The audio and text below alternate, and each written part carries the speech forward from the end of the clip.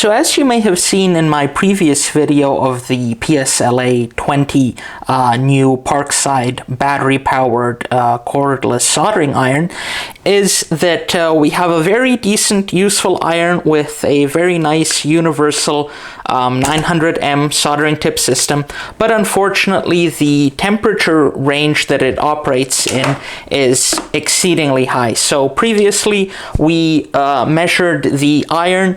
It came out around 460, 470 degrees Celsius on the tip. We're just going to heat it up here again just to verify that temperature. I did actually purchase two of these irons, so I actually was able to compare the two.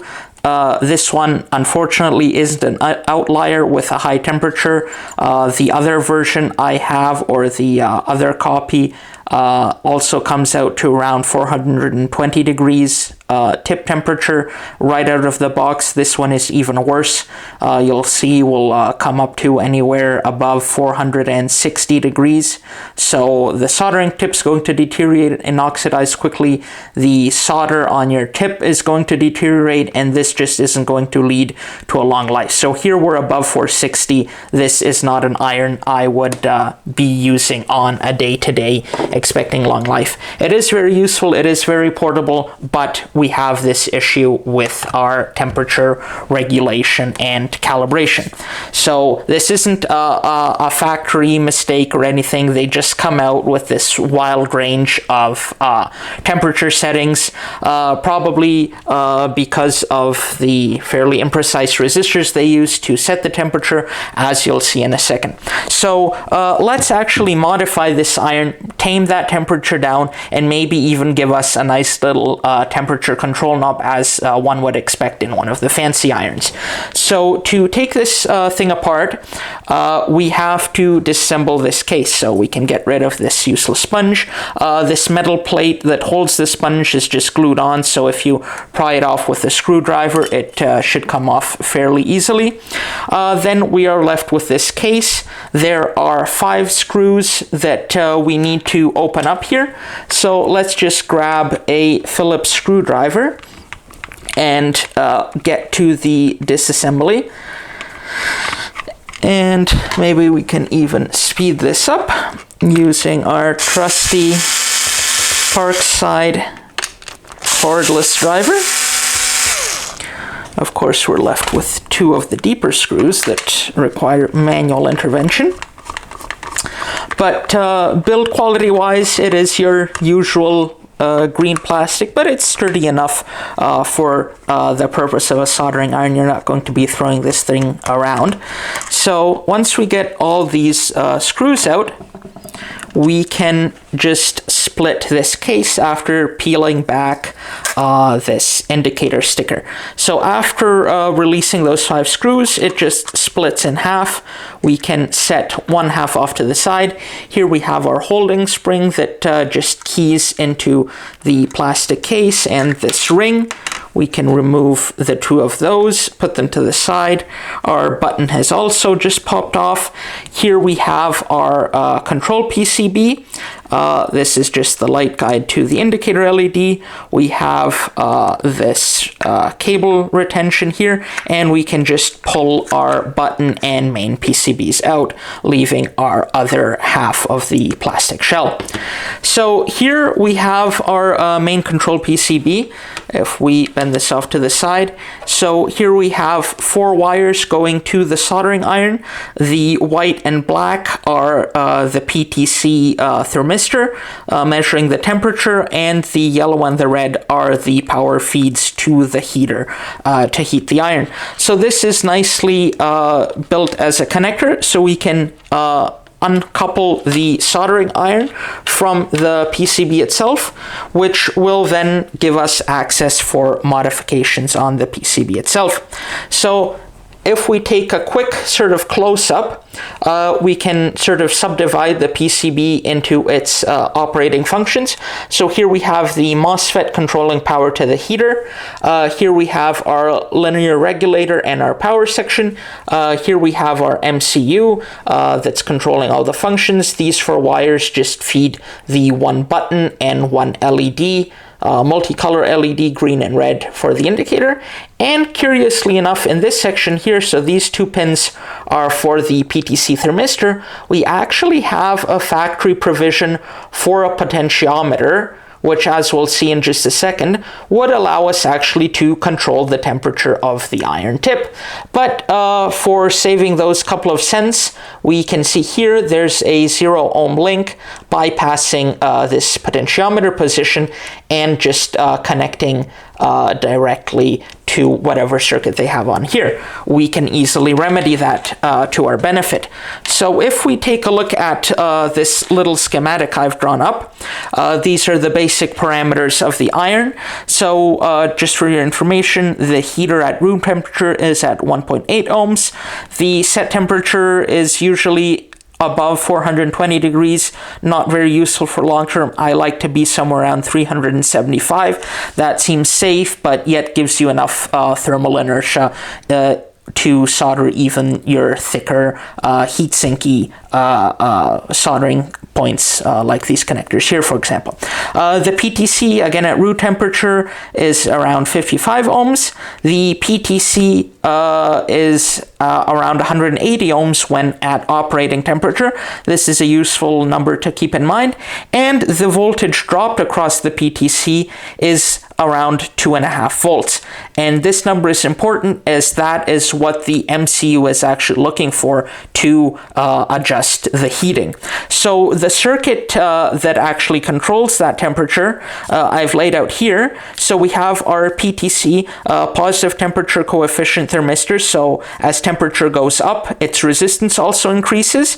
So when hot, this has a high resistance, and it forms a voltage divider through our 0 ohm link through this 150 ohm resistor to a pin on the MCU, which acts as the 5 volt rail or pull-up. It's a bit lower here, maybe passing through a diode, but it's forming this voltage divider, 5 volts voltage divider between the 150 ohm resistor here and our PTC in the soldering iron tip. And to read that voltage out, we have our sense pin that's just connecting to that intersection there via a 1K resistor, and that's sensing the voltage, in this case at operating temperature 2.5 volts. So as the soldering iron is heating up, the voltage dropped across the PTC increases. The moment that reaches 2.5 volts, the MCU cuts the heater. Anytime that temperature goes down, it turns the heater back on, and it just balances at that temperature, and that corresponds with this particular iron to the 465 degrees we measured here. So one option to repair this, as they have kindly already laid out at the factory, is to put in a potentiometer right at this position here, replacing the 0 ohm link, and setting a resistance here, adding to this voltage divider. So if we add any additional resistance here, we will reach these 180 ohms that will give our 2.5 volts to the sense pin, even if the PTC is at a lower resistance. And this will result in the soldering tip being at a lower temperature. So what we'll have to do now, of course, is remove our 0 ohm link we have here, and then the options we have are either put in this 100 ohm or 50 ohm multi-turn potentiometer, or we can just throw in a 1/4 or 1/8 watt resistor, just bridging the 0 ohm link through those two through holes. That should give you a fixed lower temperature.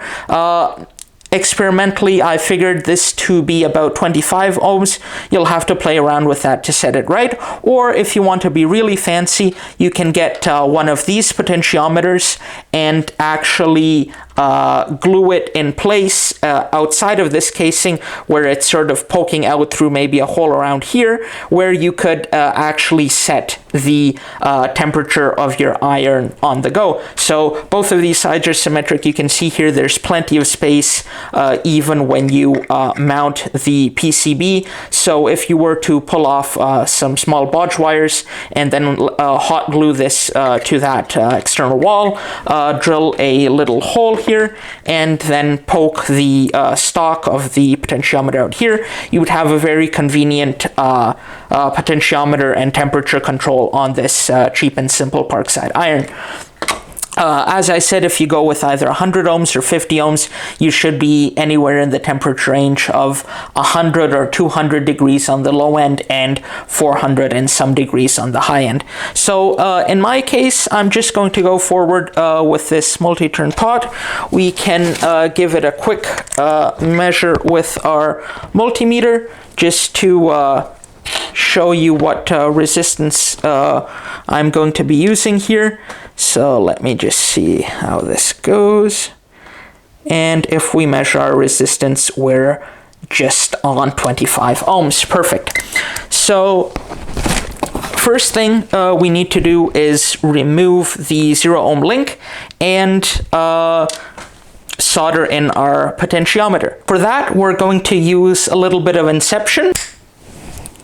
And here we have our second brother iron to this one, which we will be using to do our soldering for this project.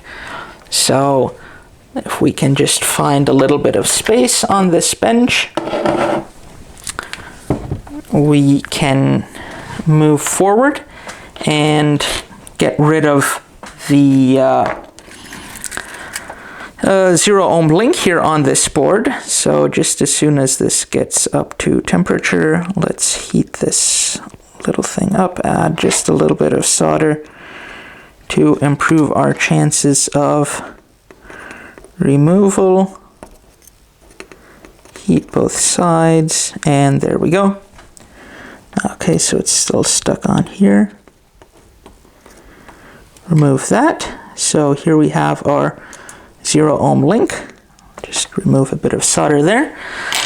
Then we have our potentiometer that we can solder in. I recommend leaving it sticking out the top. That'll give you sticking out the top, something like that. That will give you better accessibility and the ability to tune it before you put the iron back together. So we're just going to fix this in place. You'll see here these two right through holes are shorted together anyways, so we don't have to be too accurate about any of this. Just try and get this tacked down, and then we can bring in some of our solder and solder this down nicely.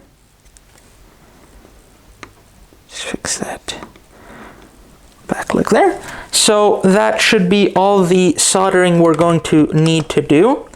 So you can just have it sticking off the top here, maybe just bend it back to ensure the connector is going to fit nicely.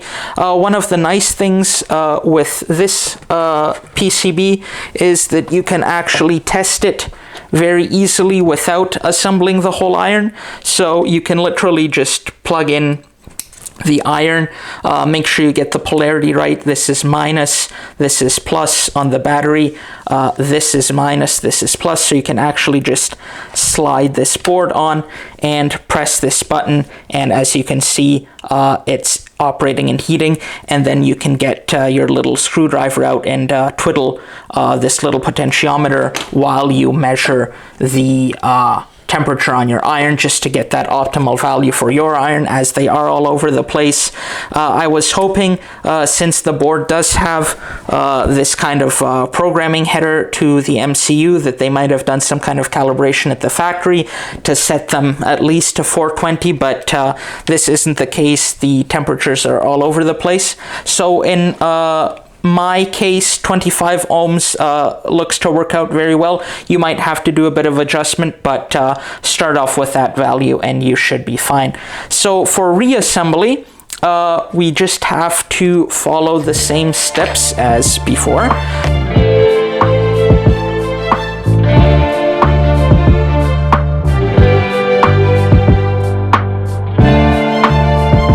So as you can see, this is a very easy hack. If you want to go the step further, you can add that poking out potentiometer stock, where you can then adjust this on the fly. If you want to be super low tech and simple, just throw in that 25 ohm resistor, if that's available in E24 series, or 26 ohm, and you should be good to go. So just for artistic touch, we'll put that sponge back, and let's hit the button. We have our red light blinking. The iron is heating up. Let's get our thermometer into shot here. Maybe flow a little bit of fresh solder. Get rid of that hanging tip. And let's see if our temperature has improved. So we're green, so it's achieved temperature. Let's hold it onto the thermocouple here. And as you can see, we are now at a much tamer 350, 360, let me see, depending on how I hold this, 366, 367, 370 degrees, which to me is a good soldering iron tip temperature. And with that, you can expect longer longevity on your tips, less oxidation of your solder, so you have to clean it less, and just more life out of this iron. So I hope you've enjoyed this series. As you can see, this fix is easy to do and certainly recommendable on this iron. Otherwise, I find this iron to be a very good accomplice on any sort of on-the-go repairs, especially if you're going to be soldering stuff, let's say, on your car. The other options in this class would either be the gas-powered soldering iron. Those, again, don't have any temperature control. The runtime with the gas is a bit finicky, blah, blah, blah. Or you can go with the single 18650 little pen-shaped cordless soldering iron that Parkside also offers, but that won't have anything near the runtime of this thing, which I expect to be more than an hour on the big 4 amp hour battery. So I hope you enjoyed this video. Please like and subscribe to allow me to make more of these videos and show you how to upgrade the cheap and reliable Parkside tools we all like to get from Lidl. So please subscribe here, and there should be a part 3 you can find somewhere on this screen, where we're going to go into the PCB. Thanks for watching, and see you next time. Bye bye.